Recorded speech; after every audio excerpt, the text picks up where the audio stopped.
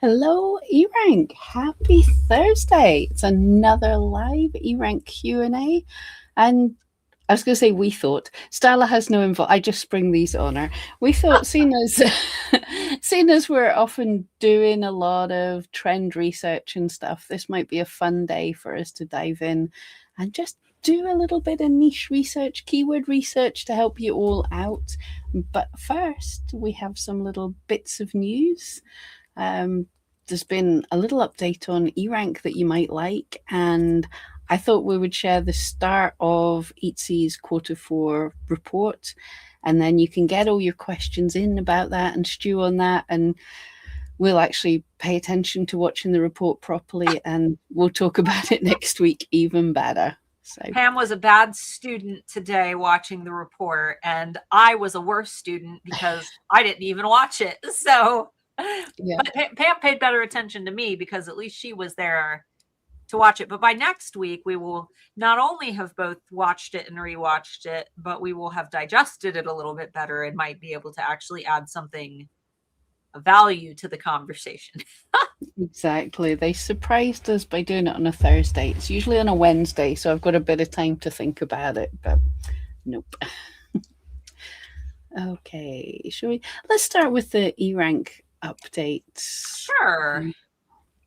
Do you know what's happened in eRank this week? Yep. Do I know? No, I never know. I learn along with you guys. Let's teach Starla. So this is something we've wanted for ages. It's on your dashboard. Well, it's something that was planned right from the start of the new dashboard, but we have a new little button here. Yeah, Jessica, SWAT, dashboard customizing. Absolutely. So if you click this little button, then now we should all know, hopefully, on our dashboard, we can click and drag these modules to put them where you want them. But now, even more so, if there's stuff you don't like looking at, if you don't want to know your sales rank, or actually, I don't want to know my inventory value, that's not useful for quite a lot of people. Some people love it, but for most of us, we don't want that. So I can remove it. And the same with any of these modules or widgets, as we're calling them here, any of them that just aren't interesting to you. Like, I really don't use the calendar. You can just switch it off. It doesn't even have to be there.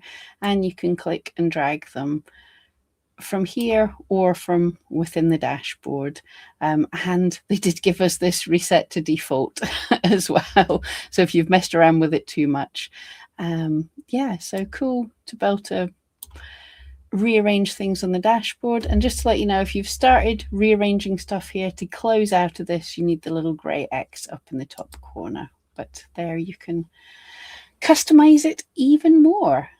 So that's our little update. Yeah, sometimes less is more. Sometimes you see a lot of things and it just confuses you when it's things that you really don't care about seeing, and you just want to see the stuff that is relevant to you. So not that it's not relevant to you, but there are some things that I know on my eRank dashboard that I just don't, tools that I don't really use very much, or things that I'm not really interested in. So that's very helpful.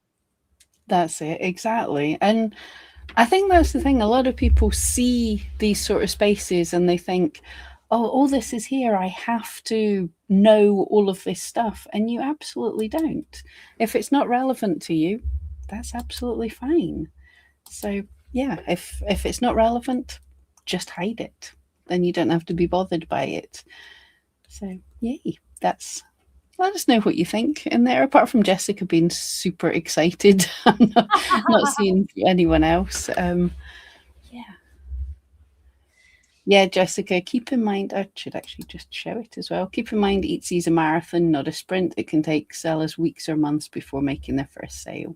Yeah, because we had somebody in the chat that wants niche ideas because they want to make their first sale within a month at least. Just keep in mind, it's spring. It's Etsy slow season.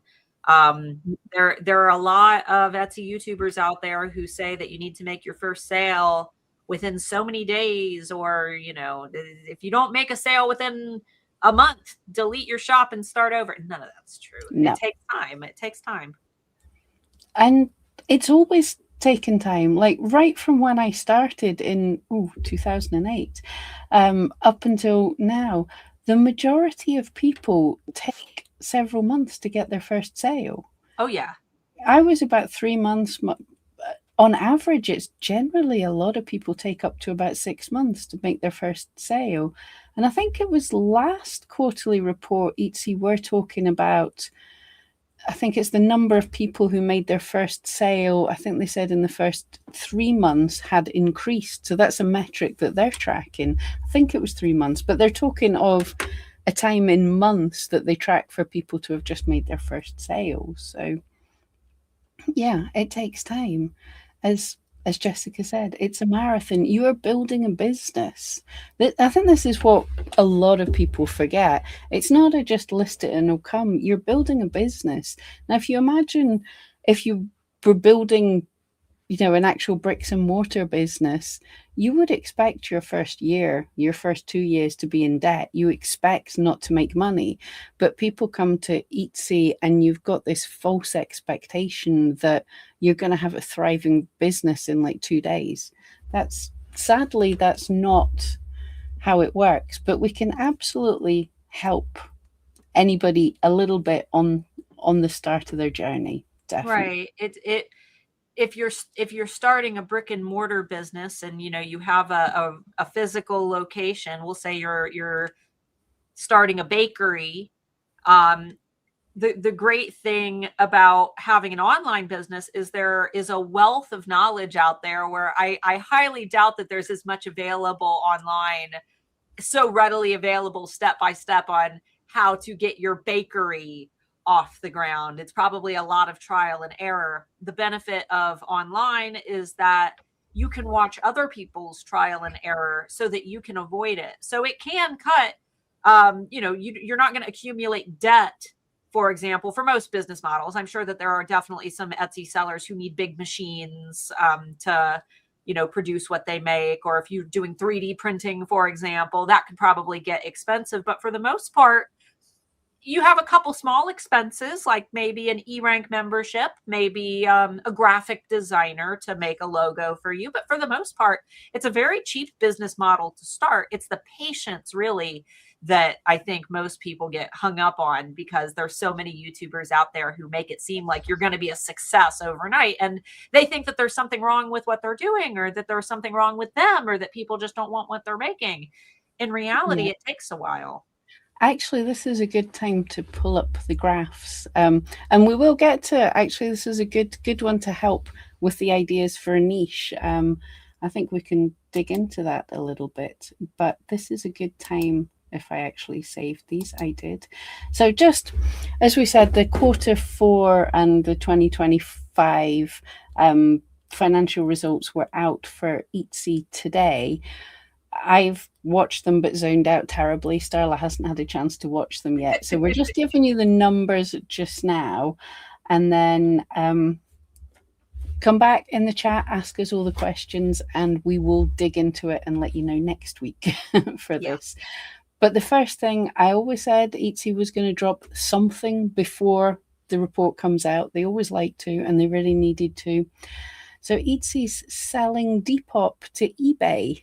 So I think that was their last other business, wasn't it? Depop was all that was left, yeah. Yep, because they already sold Reverb. So that's very interesting. And maybe that means that because the new CEO of Etsy was the previous CEO of Depop, and she really brought Depop to the surface. It's much more recognized, especially with younger audiences.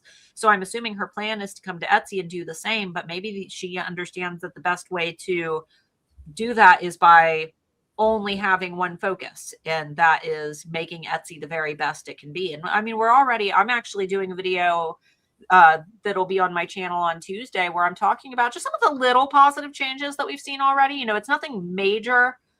I've got a lot of people who have been asking me, like, what do you think about the new CEO? And I don't have an opinion yet, because she hasn't had time. And I think that people were really expecting that this quarterly report, or even the next quarterly report, are going to help them gain some insight onto what her goals and objectives are, when in reality, we need to give this lady a little time to adjust into her role. We're probably not going to see the impact of her changes and the things that she's doing.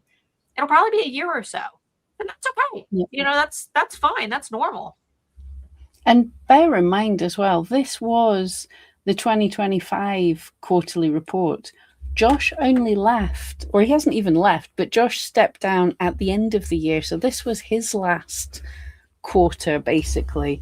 So she was just reporting on his things. But anyway, so Depop's been sold, and I think eBay's a good fit for it. I hope it helps eBay, actually. I would be sad if eBay went. It used to be my favorite. So here is my favorite graph for those of you who haven't been here before. Every quarter, I just plot these numbers into my little graph so we can see Etsy revenue and GMS. GMS is how much it's made from, how much we've made for Etsy in sales, and revenue is how much they've taken from our sales. That's why the investors have been so upset. If you look at the graph, Etsy was making money, but we as the sellers were making way less. And investors don't like that. I know a lot of people are like, oh, Etsy's only about the investors. Well, the investors were getting upset too, because if Etsy's making money and the sellers aren't, well, how's Etsy making the money? They're making the money from the sellers, and that's a problem for a long time. Not a sustainable business model. Exactly. I will say it's difficult to read these numbers perfectly, because what Etsy was doing is they were quoting the numbers at this quarter for Etsy without Depop, but Depop was included in the quarters before. So it's down slightly over last quarter four, when it isn't actually, because they had the other business numbers in there, but the difference is very, very minimal. So yes, you can absolutely see over the years. Now they're on different axes, revenues in millions, GMS is in billions, but you can see how the gap, the perceived gap between them gets less and less, and then sort of switches over. Etsy was making more money off of sellers than it had been in the past, which, to continue being profitable, it's not a good look. So this is the one that I wanted to show for the newbies asking questions. This is the GMS per seller for each year. So I just take the full year's GMS and divide it by the number of active sellers. So you can find out, it's a sort of on average what people make. So $1,358 per year. So when you're seeing the people making thousands and thousands of sales a year, that's not normal. The average is quite a lot lower than you think. So this is just a realistic thing. Now, there's a lot of sellers who come on Etsy and barely get started and give up before they've even made their first sale. So that drags that number down a bit. It is possible to do better than the average. Everyone, stick your hands up in chat if you've done better than the average. I don't need to know your turnover for the year, but if you've done better than the average, let us know. But it does, I think anyone seeing this is a cold, hard shock about the reality of Etsy. It's not as good as what you think, because the people that you're seeing are the ones, it's not even the 2%, they're the 0.2%, the ones that are doing really good. And yeah, there it is again, just in the quarterly basis. So for quarter four last year, the average for that quarter was just over $400. So $130 a month is an average. That's tough. Oh yeah, I have another. I forgot how many slides I made. And this is the ratio of buyers to sellers. We want this higher, because the higher it is, the more buyers there are for every seller. And you can see up until 2020, that was growing nicely. And what happened was, after the pandemic, Etsy got its name out there, and we got a lot of people coming in just trying to make a bit quick buck selling. So that's definitely been a step change, and I think we'll feel it. It's definitely got harder. Yeah, so there's lots my of people in slide. chat though who are saying that they are above average, so that is definitely good, especially when you look at what the average is right now. It really sucks for those of us who have been around for a long time. If you were selling through COVID, Etsy was popping during COVID because people were at home and they wanted to spend their money on making their houses nice, buying gifts, buying themselves little treats, masks. There were all kinds of um, new people learning about Etsy for the first time. We also had a new generation of online shoppers where, the older generations who had never bought online before, they had no choice. So they started exploring. And if you look at the age demographics for Etsy, they shifted a little bit around that time as well, because new people who normally were uncomfortable shopping online became comfortable. And I know that because that was the year that even Mark's grandma was buying all our Christmas on Amazon because she learned how to do it. So yeah, it really sucks when you sold in 2020 and it's like, I think we all wonder, will it ever get back to that? And I think, honestly, we hear a lot of noise right now from sellers who want their fast cash. And because of that, what made Etsy so popular and why Etsy was so popular in 2020, we're losing more and more of that unique, curated, niched, because there are so many it has become so highly accessible that there is an oversaturation of POD, and I'm POD. There is an oversaturation of drop shippers, which Etsy's been doing a really good job of getting rid of them finally. So that's great. They've got rid of 2 million sellers the year before last. So that's fantastic. They're policing it better. Obviously things still slip through, but I don't think that we will ever see COVID numbers again. I think that was a fluke. I hope we never see anything like that again. I'd be happy not to. Right. Yeah. But there is possibility with e-commerce being incredibly popular right now, just because people are not wanting to go into stores. We're all becoming antisocial little gremlins. If Amazon is doing well, I do think that Etsy can not bounce back to what it was in 2020, but it can recover if it is led well. I think that a lot of what we've seen, unfortunately, was due to some poor leadership decisions by Josh Silverman that didn't make the uniqueness and the handmade thing that made Etsy popular to begin with. He didn't spotlight it as much. And I didn't watch the financial report, but Pam already said that the new CEO is talking about handmade and unique, and she's she's clearly aware of where sellers' heads are. So yeah, and I'm going to give her a chance, but yeah, they know how to talk the right words, so we'll see what happens.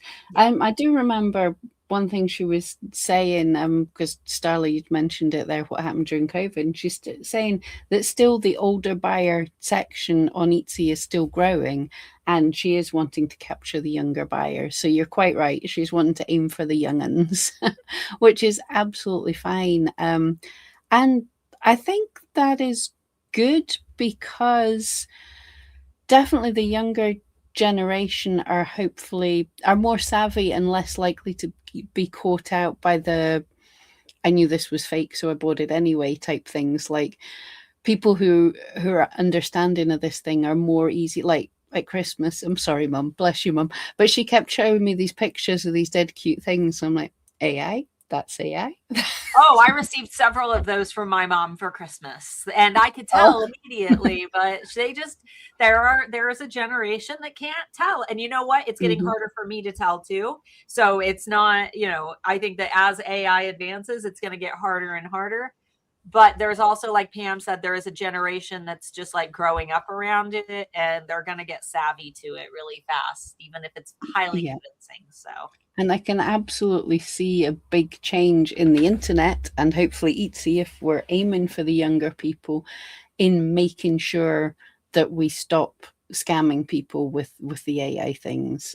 It doesn't help any site, and like TikTok Shop is flooded with this. Shein and Temu are having real issues with this. So obviously Etsy, if it wants to stand out from the rest, it wants to step away from this. We're having a chat actually in the Facebook group when we're talking about all of this, and a few people now have mentioned that Etsy mentioned about the idea of doing live video shopping, which I think would be an interesting thing. Yeah, I'd love to do that. I know was it so won't be popular a long time ago. I would love them to bring, you know, I remember when I was doing the lives in my group for my jewelry.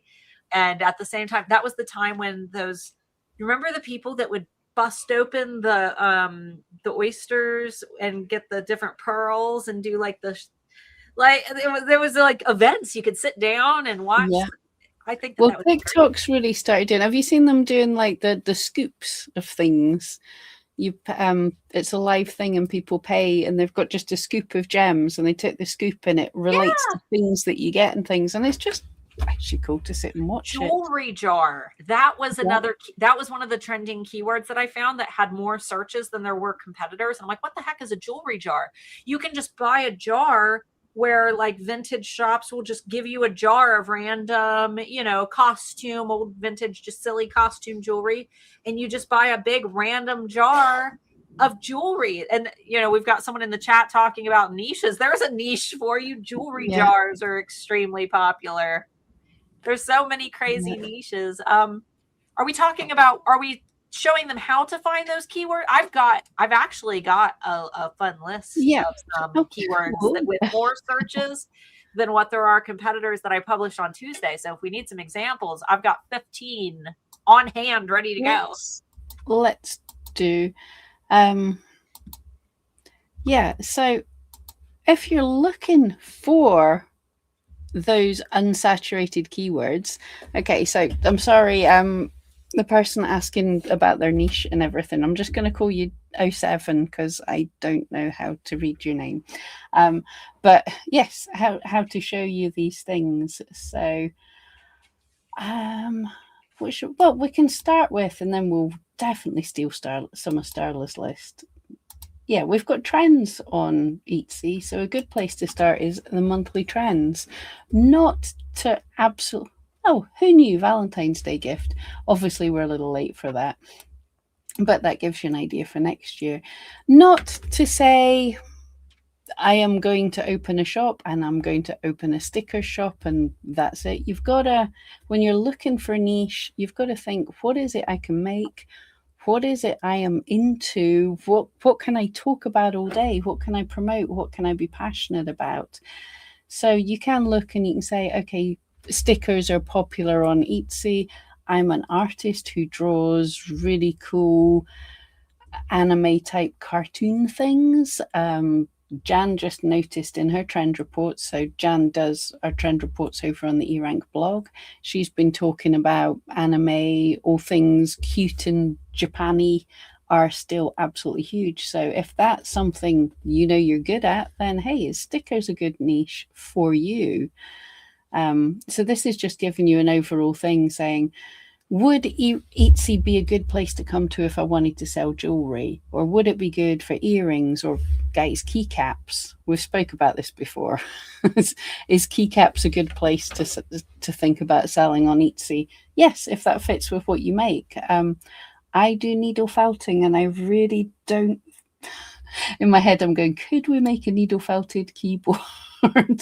Probably. Would I want to? Probably not.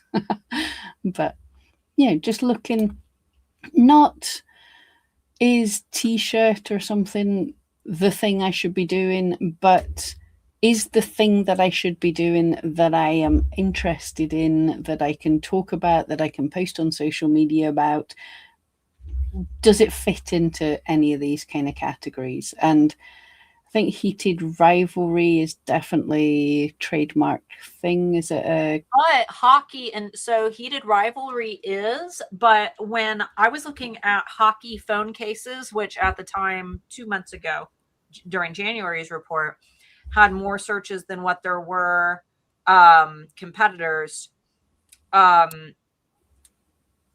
lot of the hockey phone cases were just girly, you know, cute pink hearts and things. And you could tell it was for the bookish audience. Now, these are generic niches. So these are not niches. What you're seeing here, stickers is not a niche. It's an industry. T-shirt is not a niche. It's an industry. A niche would be like you had said, Jesus wall art, for example. That could be a niche. However, the sweet spot is being able to find the niche that, for one, isn't overly saturated. And you told us to make that search. I mean, you can go in and do that research. We don't have to do it for you. You can go in right now and do it. What we're trying to express is trying to find the niches that are sweet spots, but that you also have to be interested in it. So if you're passionate about it, that would be, a direction that you could go. Pam makes little cute needle felted dogs because Pam really likes dogs. I make merch for fantasy authors because I read a lot of fantasy books and I'm willing to go through the process of getting officially licensed for all of those things, which, a lot of sellers aren't. So I mean, these are generic, but the idea of them is come in every month and have a look at them.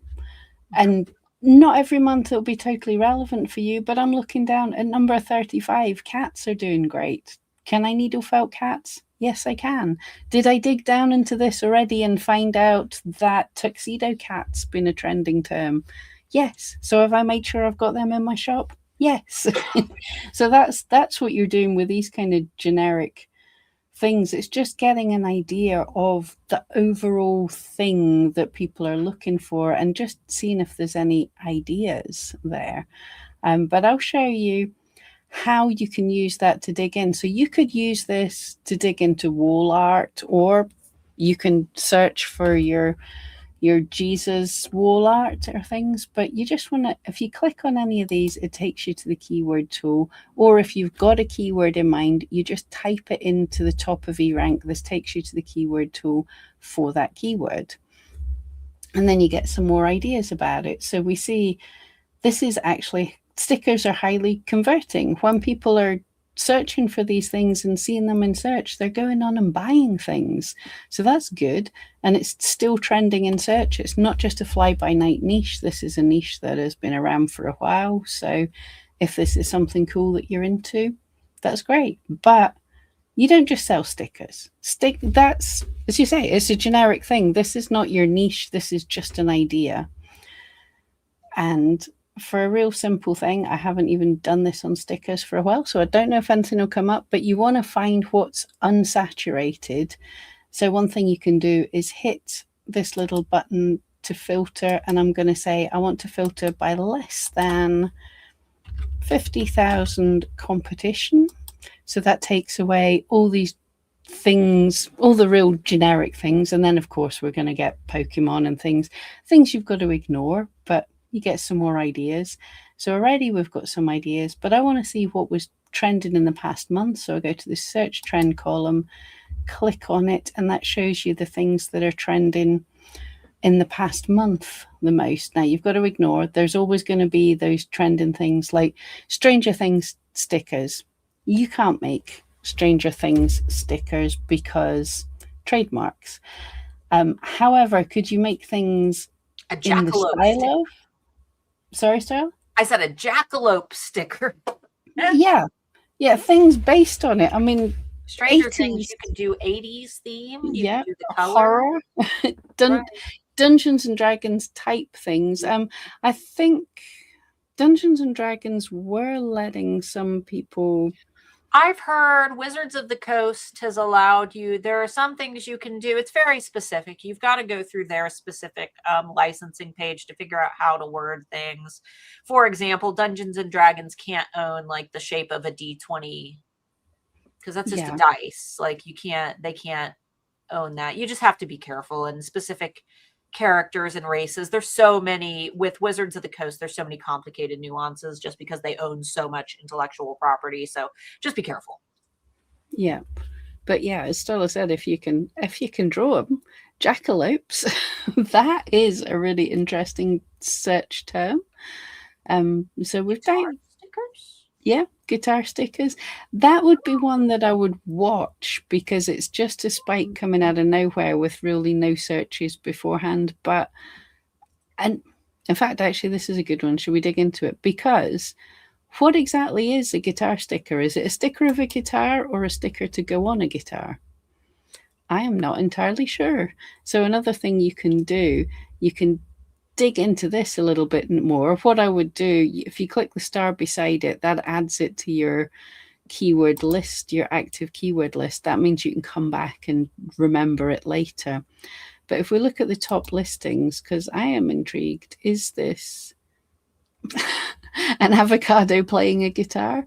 Yeah, so they're stickers of guitars, not stickers that go on guitars. But that is interesting. Huh. I think, yeah. So that's Interesting. yeah. I always when I'm when I'm doing some kind of keyword research, I just do like what that took us 5 minutes, and you've just got some silly ideas. Now you might not, out of something like that, you might not immediately get an idea for things to do. You could come back next week and do the same thing, and you'll start to get ideas. This is where, as Starla says, I do needle felted animals. I've done for a while. Bookmarks, and then there was a time I noticed it was cats were trending a couple of years ago as well, and I noticed that people were using oversized paper clips for bookmarks. So I thought, hey, would that work if I did as a cat? So I tried that, and then I had the idea, and I did a few other animals, and actually a corgi giant paperclip bookmark was the thing that really took off, and that's been selling well ever since. And that was just because I saw some trends. It inspired me to try one thing based on keywords I was seeing, and while I was making that, I thought, oh, I'll try some different breeds of dogs, I'll try some other things. And there, I was able to find, not every idea you have takes off, but the more ideas you have, the more chance of something taking off. I went ahead and put in the chat because we have a lot of people who are just asking for, like, what about this niche? What about this niche? If you just need ideas, I went ahead and posted a video that I did on Tuesday where I do cover 15 that I researched. This research takes time, guys. And if you feel like, Pam and I speed through it, it's because we already usually have an idea of what we're looking for, because we're very connected to this data. It's things that we look up on our own. It's things that, we've spent a lot of time with. We've also got Jan who does the trend report. So we usually have, some semblance of an idea. We have a compass that kind of helps to guide us, just because we are closer to this data than anyone else. But please know that finding trends like this, it does take us time too when we're sitting and researching it. We just come to the live streams already with an idea of what we're going to show you. So if you feel like it takes you a long time to find this stuff, please don't think that it's something wrong with you. It's completely normal, and it's very normal to have a fantastic product idea, and then you run to eRank and look only to find that no one's searching for it, or the competition is super duper high and there's no way you're ever going to be able to compete for it. That's completely normal. That's why the smart way to start a business is to find the niche, the in-demand niche first, and then make a product around it. Unfortunately, that's just not how artists start. That's not. We want to make the thing that we enjoy, and then we'll see if there's an audience for it later. So you kind of have to find an even balance of that. That's the hard thing. So for me, I love to read. I've always been a fantasy reader. I'm an author. I've been reading fantasy my entire life. And when I noticed that other people, because of the book talk and bookstagram and all these book influencers started getting popular, I thought, man, I wonder if any of these keywords related to, book themed stuff, I wonder if it's trending. And I did a little bit of research and realized it was. And I'm like, man, I really love books. And I would love to be able to teach people how to work legally with authors to create officially licensed product. Maybe I'll make a shop around that because it's something I love and that I'm passionate about. And I see so many sellers. I'll bring up my 4th of July story.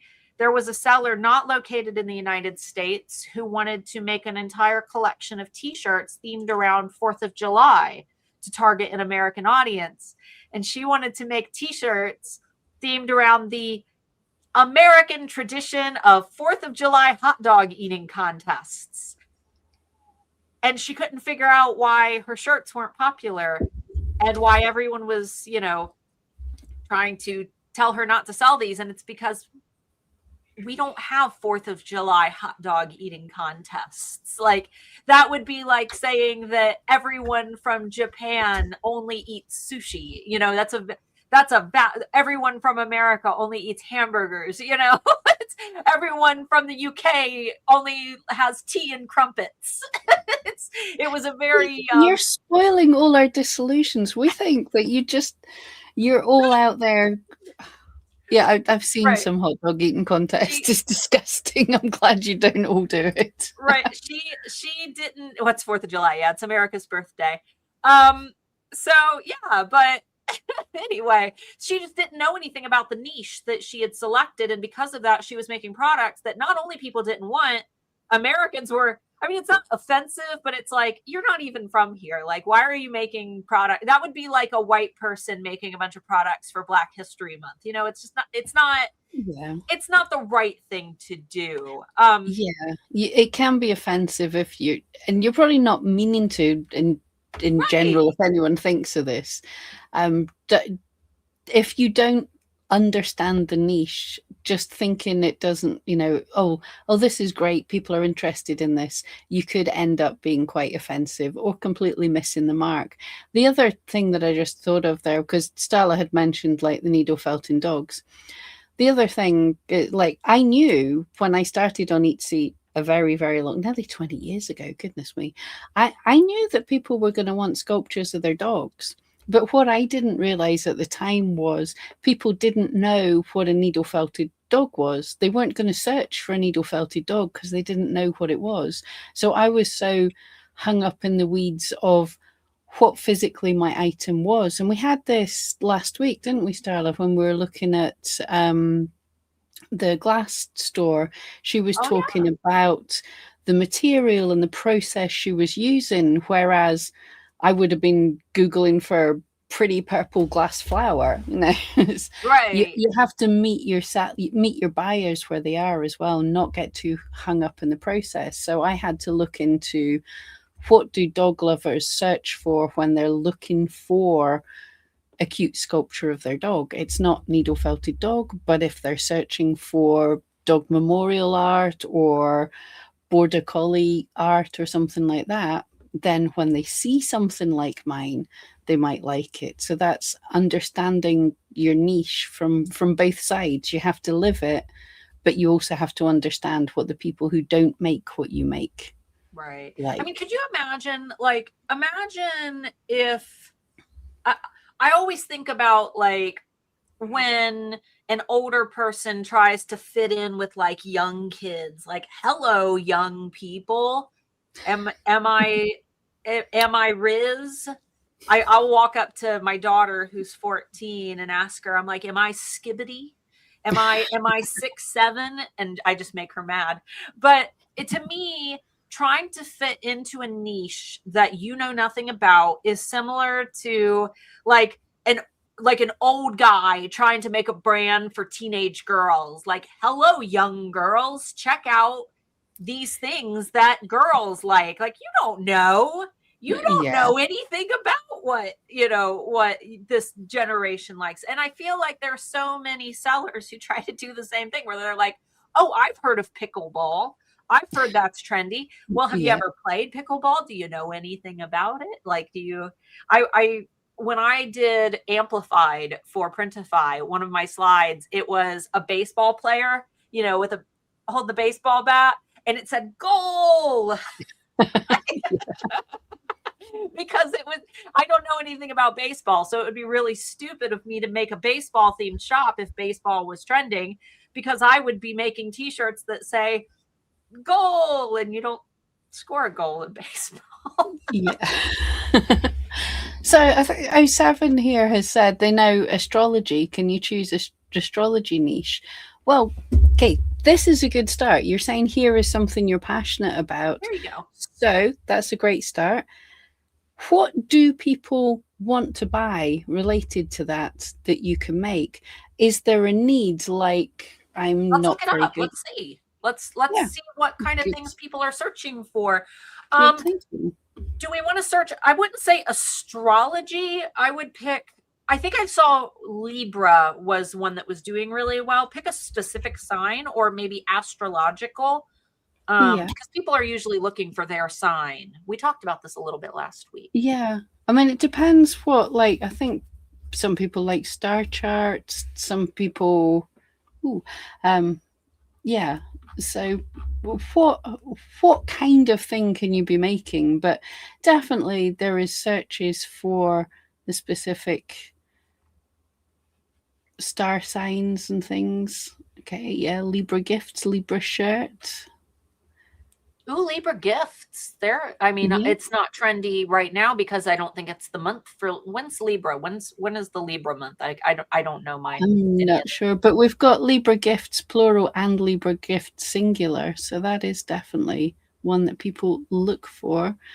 A Libra horoscope as well, yeah. So yes, people look for astrology related things.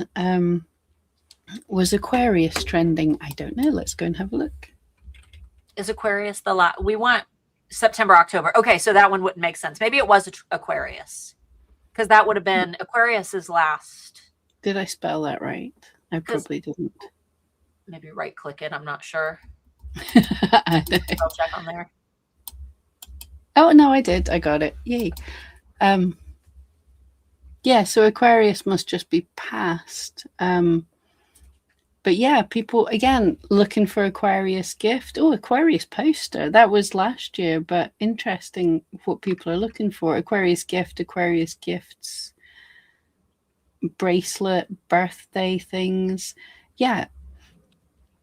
So what is it that you can make around that? Or, you know, if it's something you're super interested in, are there, I think you were talking about digital before. Are there planners that people want to help them to know certain things? Like, I'm not sure. Like star signs, astrological things. Can you do a reading for like the year in the future and make a planner based on things that would be good to be doing because it's a good time for you or stuff? Can you tell I don't know much about this, but you know, it's just what's important for the people in that niche based on what it is that you can create. But is star signs something that people are always interested in? Absolutely. As it comes around. I mean, wasn't Aquarius talked about last Friday during the bean? I don't even remember what I ate for breakfast. Don't ask me what I talked about last Friday on the Friday bean. I think you guys remember things for live streams way more than I mean, you guys got to remember, yeah. I've been live every week for 7 years, twice a week. Yeah. Twice a week, most weeks. We come off these lives and people ask us, oh, what was that you talked about?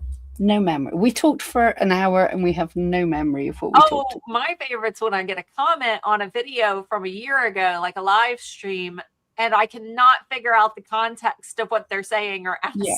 I'm like, you're going to have to be more specific. I don't remember any of this. Yep. Sadly, no. Yeah. Let's see. Like Aries and mention their character in a t-shirt, possibly, but keep in mind that t-shirts, astrological t-shirts, probably very saturated too. So you could definitely stand out though by making it completely unique, making the shirt design different than what, like for example, in my niche, I sell, bookish products, things focused around fantasy books. And we noticed that in our niche, there was a lot of line art and a lot of really detailed art based on books and, things like that. There was nothing in watercolor. So we did everything in our shop, all watercolor themed. And we're the only shop that does that. And because of that, we stand out because there's literally, there are no creative Fabrica designs that have what we have. There's no one even with a similar style. So because of that, we really stand out on a search page. Yeah, and crystals do go well with astrology. You could dip into, crystals, maybe calendars, doing different types of calendars. There's so much that you could do with crystals. You got to be careful though, because you can't sell crystals the way that you used to on Etsy. You have to source them yourself now. You can't buy crystals and sell them on Etsy anymore as of last summer. Yep. with any of these things, got to make sure that you're allowed to sell it on Etsy. Things get tightened up. That's part of the reasons why I was pausing with like astrological readings and things. I can't remember if you can or not on Etsy, but there's certain things you will be able to do. Um, yeah, so O7, you're saying with astrology, which products are possible? What can you do? This is right. You've said you're into astrology. Can you draw? Can you design? Are you good at making planners? Are you, you have to let us know what it is that you can do. And I'm going to be harsh to anybody who's sitting here going, I want to sell on Etsy. If you don't have a thing, maybe you shouldn't be thinking of selling on Etsy. It's like we don't all have to be Etsy sellers. There's plenty of other things that you can do. So people should be coming to Etsy because, like, I think of the people that I know that are Etsy sellers. They're generally buying bigger houses because they need an extra room for all the crafty artistic, for all the stuff they're creating. Okay, you can, O7 saying you can make planners. There you go. Sure. Are planners popular on Etsy? Yes, they are. So that's a great. Can you do astrology themed type planners? I think I could certainly see a niche for that. Yeah, you can do them based on things that are coming up to do with astrology. I don't know much about it. I think Jan just messages me every so often to say Sagittarius is in something or other, and that's why we're all crazy this week or something. But yeah, you can look at all of that, or you can, if you can design things. Do people want little stickers and things to go on their planner that based around what their star sign is because it says something about them? Hey.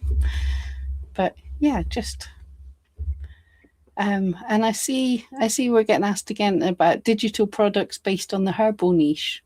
We can't do your research for you. You got to go do it. Yeah, exactly. But what about the herbal niche? Right. What are you looking for? Are you looking for recipes that people can use herbs with, or identifying herbs, or what is the herbal niche? Yeah, art, beautiful art stuff. What is it that you can do, and what is it that people need help with that they want to buy about the herbal niche?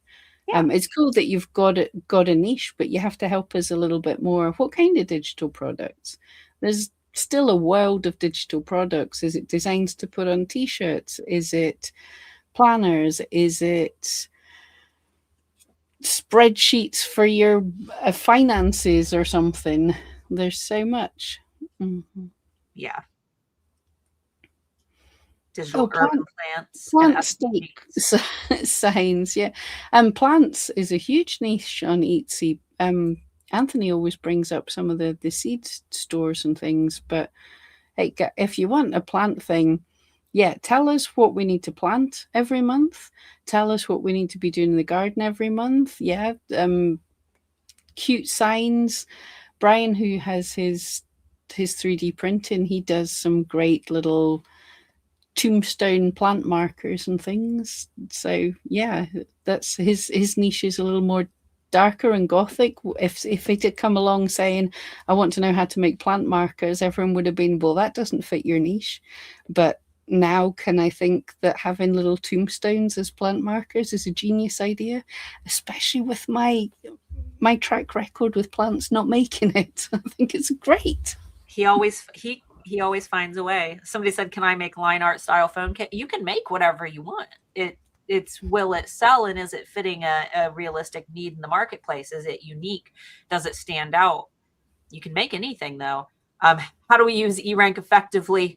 Probably not something we can cover in 10 minutes. But we do have a lot of videos here on our channel. Pam, what if someone were wanting to know for the first time the best way to learn how to use eRank, I dare say that right in their little starter guide when they Yeah, Hop on the eRank. onboarding should help you. We also now have the eRank University, which is building up. So you'll see on a lot of the tools, there'll be a little, is that on the one that I've got on the screen Demo just now? video. Yep. In fact, it is on the dashboard, so I'll pull it up. So on any of the tools, it's a good idea. You'll see if there's a little thing with a demo, you can watch a video to take you through it. It really depends what it is that you're wanting to do, because everybody wants to do something differently. So to use eRank effectively, I would look at what I'm wanting to do. Are you wanting to do keyword research? Are you wanting to research trends, learn about trends overall? Are you wanting to track your competition? And then dive into that one thing. Something to use it effectively, you shouldn't be spending all day on it. For something like those monthly trends, I come in once a month and I look through them, and half the time I'll maybe click on one or two of them, but I spend 5 minutes going, oh, cats are trending, and just getting that into my brain. And every month I come back and look at that. For your competitors, you're just, as you're browsing through Etsy or you're searching keywords, if shops keep coming up, you think, oh, what are these like? You just start tracking them, and then you can see them on your dashboard, or you can go in and have a look and see how they're doing. And if you see a shop's taking off or something's a bit different, you can dig in and just have a look at the shop info. But how to use eRank effectively is little and often, I would say. Come back and do a little thing. You're wanting to look at trends and differences over time to see, you start to spot differences. She said, where are the videos I mean, we've got a ton of videos right here on this channel. We had a fantastic 10-day challenge. Is that link still in the description, or have we? The link isn't in the description, but you should still be able to get it. Is Jessica still here, or somebody can give us the link? Yeah, good place to start the 10-day challenge. And we might, guys, see, little secret, I don't even know if I'm allowed to tell you this, we might be doing some more challenges through the year, which are just little chunks of a few days worth of things that you can be doing on your shop using eRank, like to walk you through it. So we might be having a few more of them, so definitely keep an eye. Oh, thanks, Starla got the link. Yep. But I definitely start with a 10-day challenge and let us know. Like, it was a challenge that we're a thing to do every day for 10 days. And now you can go back and do that whenever you want. It's just focuses you on your shop, and you'll get to see some of the tools and where to get started. So that's a cool place. So yeah, it's almost like a little mini, like it says challenge, like, and I think that word is, might be intimidating. It's not. Think of it like a little mini course on all the questions that we've had over the years from new sellers, like how do I start and get myself off to the very best start? The 10-day challenge is meant to solve that problem. Or if you're an existing seller and you aren't 100% sure on, what should I do next? How do I use some of the most popular tools at eRank, realistically in my Etsy shop? How do I do this? That's what we did the challenge for, because we know that there is a huge gap of people who are just new and they are unsure. Absolutely. And we got some really great feedback from it, because it's difficult to know the levels when you start. But I think the cool thing with that is there's going to be some things, hopefully most of you have already done. So it's the nice little dopamine thing of being able to tick off a day and go, hey, I checked and my FAQs are done and my about section is done. I feel happy I've done a day. And then you'll get into some other things that maybe you haven't thought of. And it even, I sat and I listened to Starla's branding, and I've been working with Starla for many years now, but I was still like, no, I want to dive in and think about that a bit more with my shop. And I dug into that, and I looked and I researched color theory and stuff, and I discovered that purple and pink work really well for my shop. So yay. Did you make a new banner? Did you I did, but I haven't tidied it up and put it Oh, up okay. yet. So I absolutely should, because I We really should. got some cool designs. I should do that. I was definitely inspired. Unfortunately, I I'm like a little butterfly inspired, going, "Oh, that's a great thing. Oh, here's another shiny thing." I'm terrible. I like seeing. I like to see when when a new idea takes hold. One of my favorite things, and I have a list of shops that I just actively kind of like spy on. You know what I mean? Like especially if I've recently like looked at their shop, or if we've done like during critique week. If I do a bunch of like shop critiques during critique week, occasionally I'll see them in like items that you viewed, because I don't shop on Etsy on my desktop. I shop on my phone. So anything I see on desktop is usually people who I've helped or done, you know, a review of or something.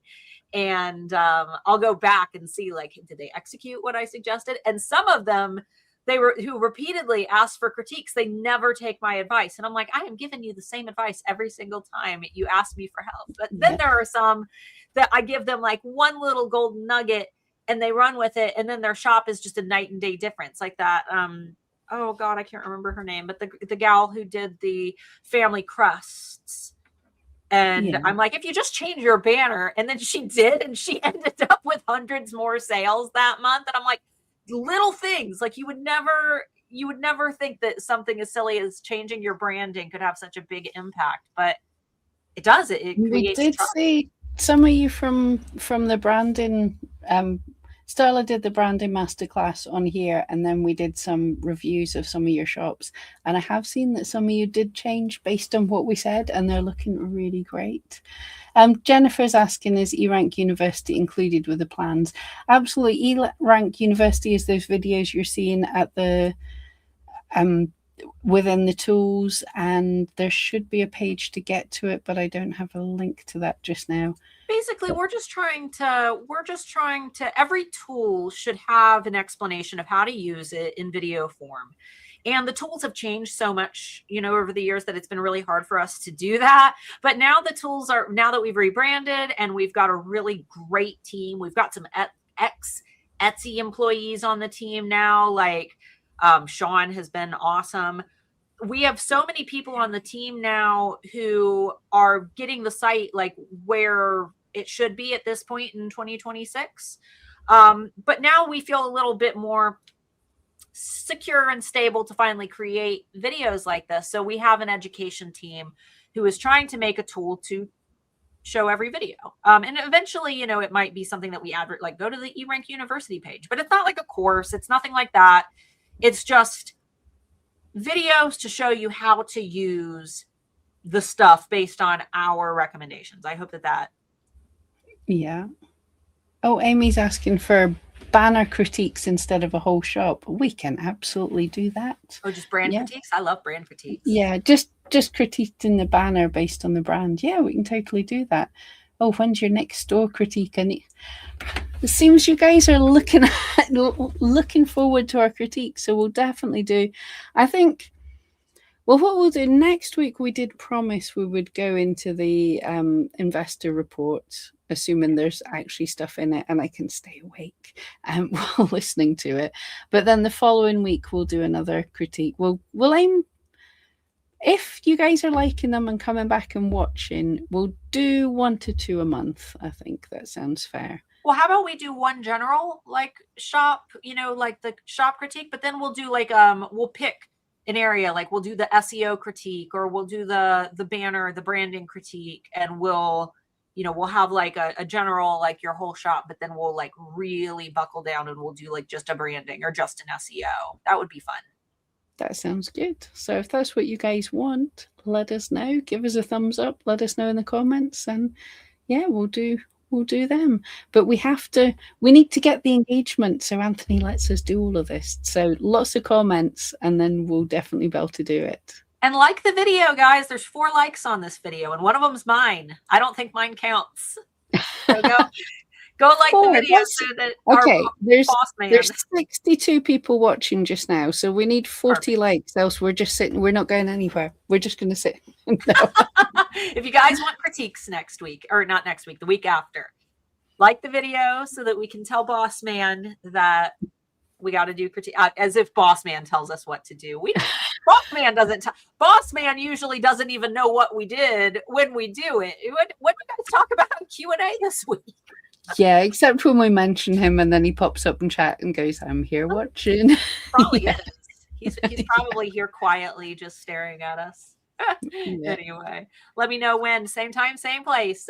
It will be 3 p.m. Eastern time, 2 p.m. Pacific time, or no, Central, 2 p.m. Central. What time is it over there? 8 p.m. 8 p.m. here. Yeah. 8 p.m. in the UK. So basically an hour from right now, because we started an hour ago. Yeah. So whatever that time was for you. Every Thursday. Yep. So yeah, keep on coming back. But guys, that's it. Yeah, we don't think Anthony's lurking just now. We're not today. He could not handle hearing us talk and not pop up in the chat. If he was here, if he hears his name, he's immediately like, here. Yeah. Yes, I'm updating my banner before the critiques. If you know that you've got something ugly in your shop, go make it pretty. You've got not this upcoming Thursday, but the Thursday after. That will be the 5th of March. Make sure that your shops are pretty for the 5th of March. And and we'll hopefully get a look at them. Okay, cool. Right. Well, guys, thank you so much. Don't forget to go over and check out Starla. What are you doing in your bean tomorrow? Have you got tomorrow? So last week we did a really fun, silly analogy for the Etsy algorithm and ranking, and we did it like a dating show for Valentine's Day. But someone in the chat was like, this is great, but do you have something a little more advanced? And I'm sitting there looking at a picture of topless Jason Momoa in my slides, and I'm like, yeah, maybe I should make one that's a little more advanced. So tomorrow I'm doing basically some of the data that Etsy collects on our customers, and then the data that Etsy is collecting on our side as the seller side, and kind of how Etsy uses those two factors to match products to shoppers. Just it's very loose. A lot of people are like, I want to know how the algorithm works, but Etsy only tells us so much. Unfortunately, it's not like Etsy gives us a step-by-step to the Etsy algorithm. But I'm going to, kind of disclose some of how the algorithm works. So excellent. But yeah, I agree, Jennifer. I prefer the topless Momoa. Okay, guys. So yeah, don't forget, give us the like and come back every week. Yeah. Catch you later. All right, guys. See you later. Bye.